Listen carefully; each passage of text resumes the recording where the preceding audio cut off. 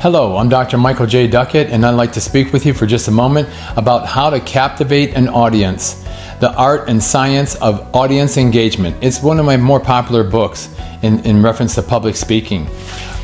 Earlier in life, excitement often feels like success.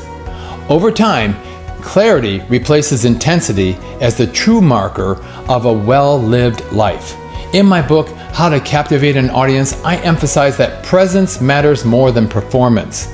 The same principle applies to life. Calm connection is more powerful than constant stimulation. Success without peace is expensive. Achievement without alignment, well, it's empty.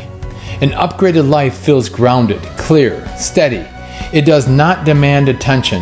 It commands respect quietly. You know you are upgrading when your nervous system relaxes and your values lead.